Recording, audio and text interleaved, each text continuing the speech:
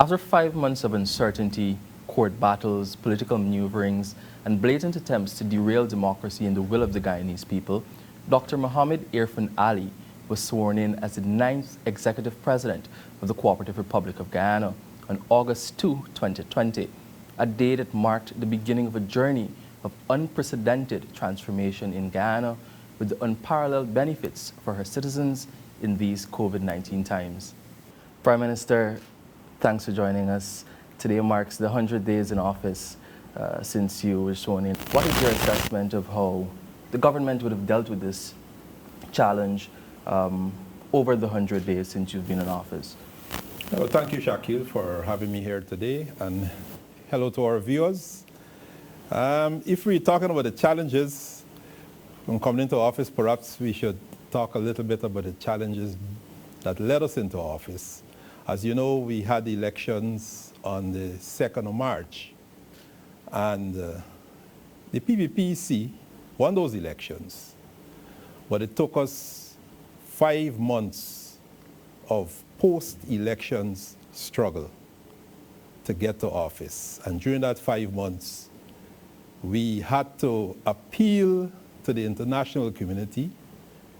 We went through a recount of the votes, and the recount of the votes showed clearly what we knew by the 5th of March, that we were the victors at the elections. We knew that. So we had 5 months of struggle to ensure that the rule of law was upheld in Guyana. And eventually, as you mentioned, on the 2nd of August, we were sworn into office as the new government of Guyana.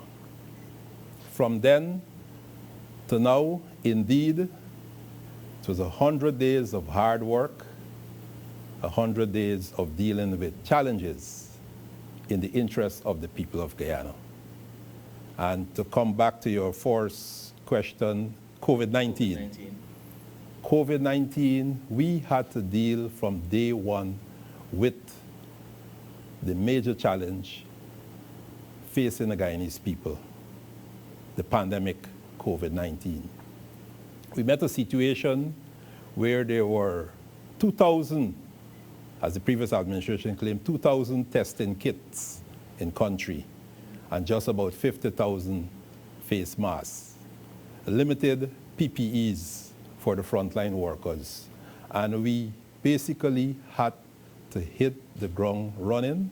We had to redesign how we do things as it pertains to COVID-19, redesign the secretariat. We formed a COVID-19 policy unit that dealt with strategic issues pertaining to foreign assistance to help us in the fight with COVID-19.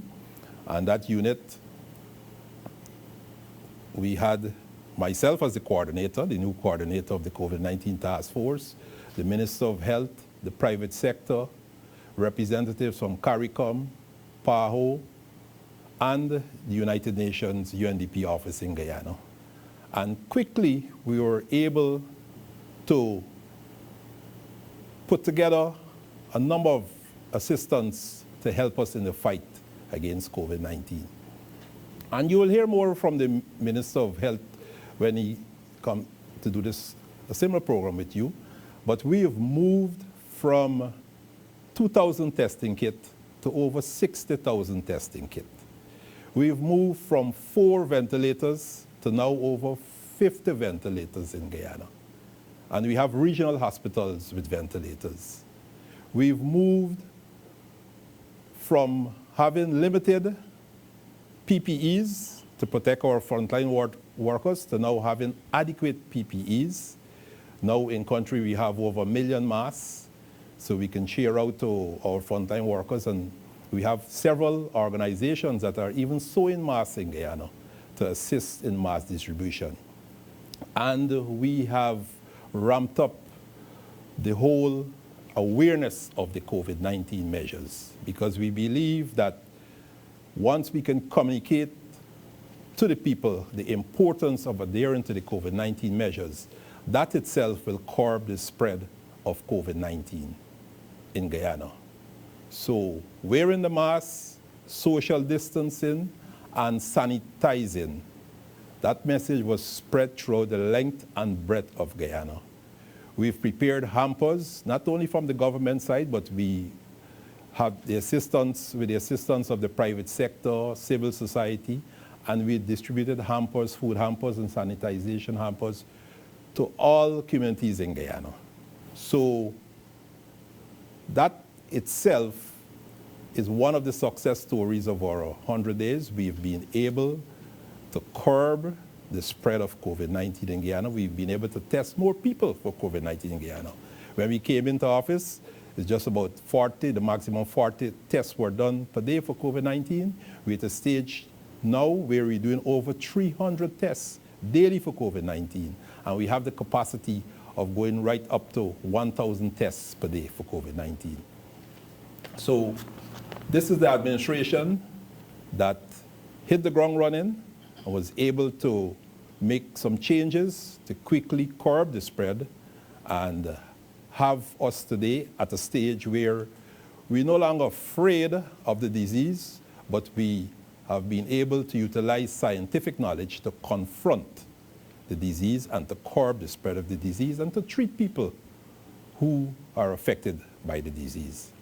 Well, Prime Minister, you've said a lot about a multi-sectoral approach, about a regional response, increased testing, adequate equipment for better occupational safety and health, and you've been able to do a lot. We've also seen you hit the ground running yourself, leading from the front in the Stabroek market, distributing masks in Albert Town, I think it is, distributing hampers. So you've really been involved. But you just mentioned you've hit the ground running, and you were able to do this without a budget for August and September. How were you able to pull this off? Well, you know, without a budget, all government agencies would have been operated on 1/12 of the previous year's budget. So there was money, but the money, of course, was not adequate. What we had to do was to prioritize in the sense of what is needed, what are the immediate needs as we confront what is required to keep the country going. So we had our priorities and we pursue our priorities, and during the 60 days, that is the August and September period, as you know, we prepared an emergency budget and we passed that budget through Parliament to cater for the rest of the year. Another major achievement of the government is liberalizing the telecommunications sector, which again, Prime Minister, you led from the front in that regard. What does that mean for the Guyanese people? Liberalization of the telecommunications sector is something that should have happened a long time in Guyana. It should not have waited until the PPPC assumed office on the 2nd of August. As you know, if you know the history, this is a process that started some 14 years ago. And we were happy in the sense that it was a campaign promise to the people. In our manifesto, the lead up to the March 2nd elections, we told the people that one of the front burner issues will be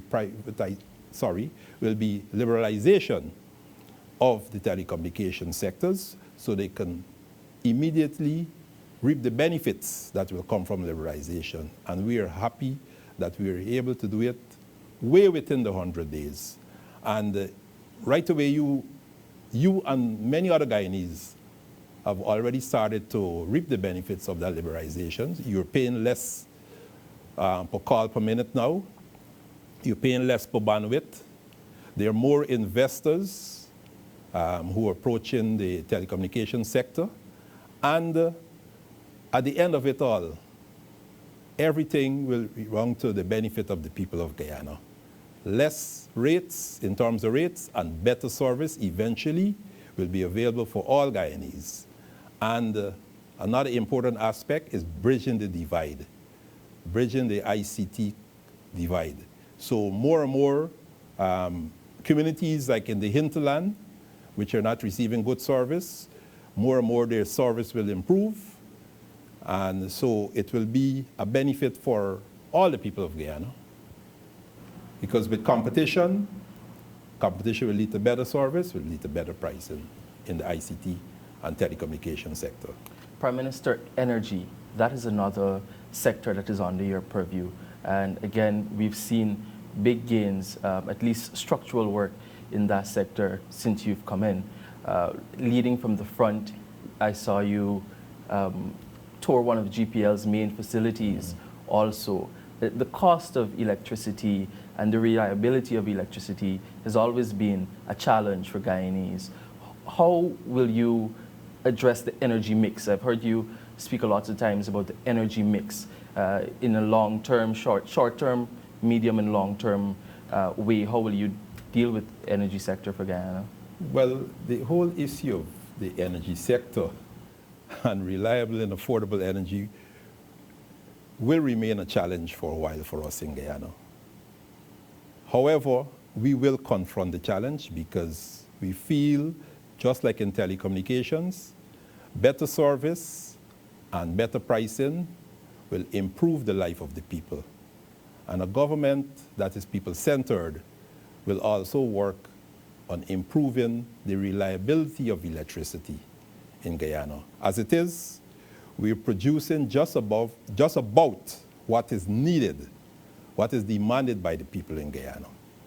And what we have done, we have some plans that we consider immediate plans, plans in the short to medium term, and plans for the long term. Our immediate plan is to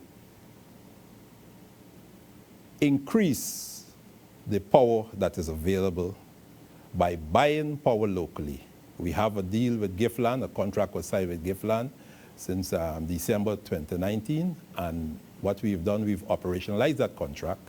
So as I speak, Giftland is capable of giving between 4 to 5, maximum 5 megawatts to the grid. And we've invested in having an additional 10 megawatts, which will become available by mid-December.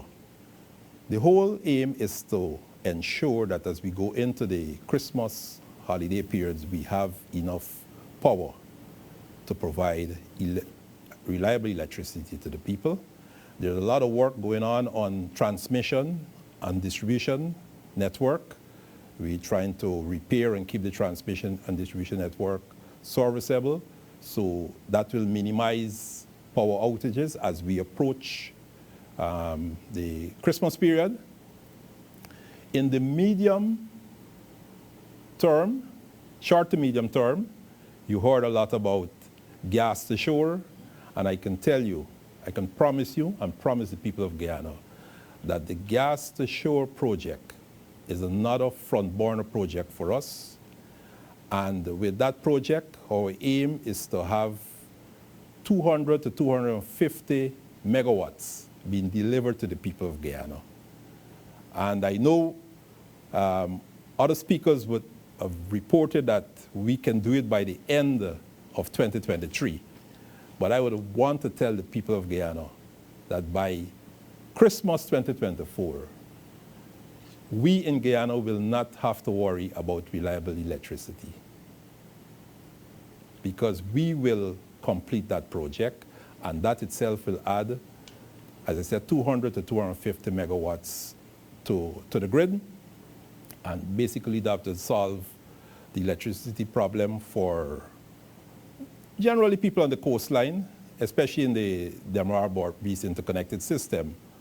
However, as you know, we also have the renewable energy project, which is another part of the mix, and what I will consider the important part of the mix, because through the renewable energy project, all those communities in the remote areas, hinterland and Legwan, Wakanam, they will benefit from a series of developmental projects that will include mini hydros, solar farms, and wind farms. So over the next 5 years, And perhaps I should tell over the next 10 years too, because another significant project will be the Amelia Falls Hydro Project. So over the medium to long term, we will see greater development and use of renewable energy in Guyana.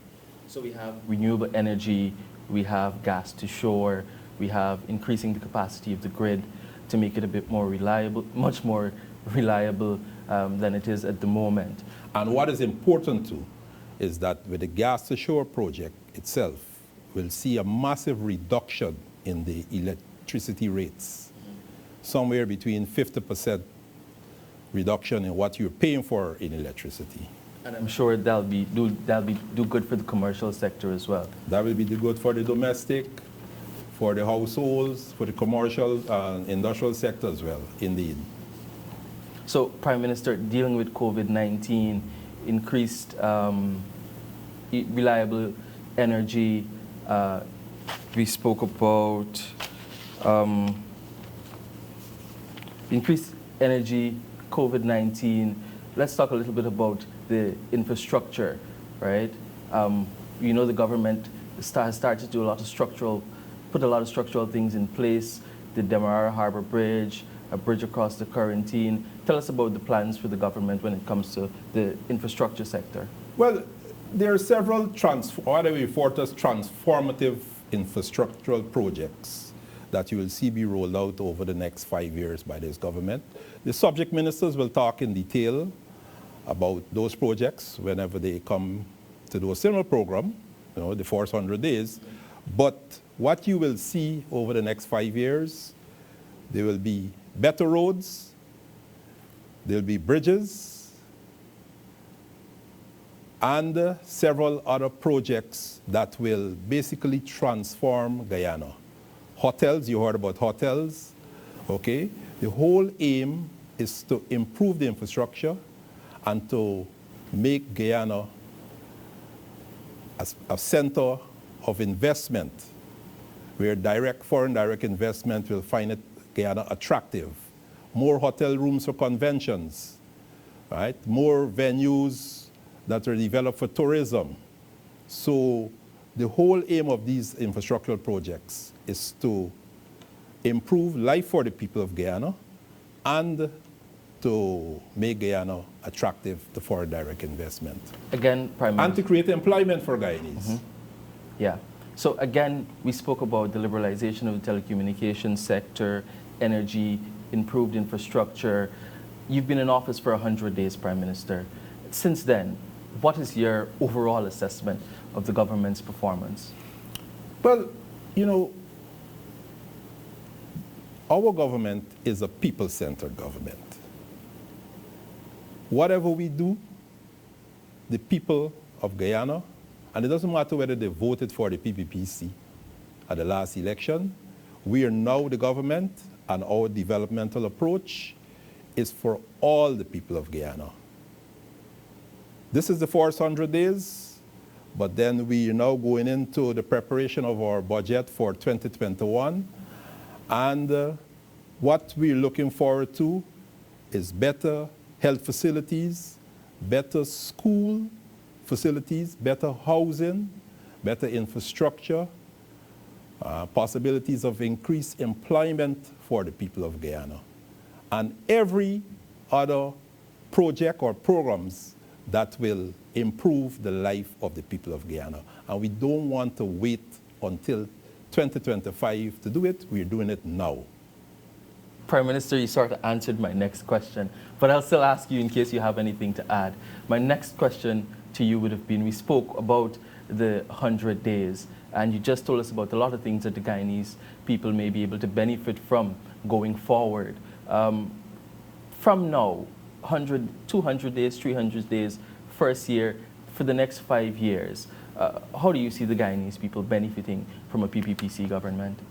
The Guyanese people will progressively benefit from a PPPC government because every year, as we prepare the budget, as I mentioned before, we made a commitment to the people that this will be a government of the people, a people-centered government, and we have in our manifesto several programs, several projects, And it is our intention to complete all those programs and projects that are outlined in our manifesto. So when we reach 2025 or 2026, whenever is the next election, we can report to the people that this is the government that you voted in on this manifesto, and these are the projects and programs that we delivered during the time you elected us to serve. And we're here to you, ask you for another mandate to continue the transformative work, continue the transformation of Guyana. Prime Minister, thank you for clarifying things for us. Thank you for your insights, and thank you for your time. You're welcome, and thank you, people of Guyana, and we'll continue to work towards your well-being and the development of Guyana. Thank you.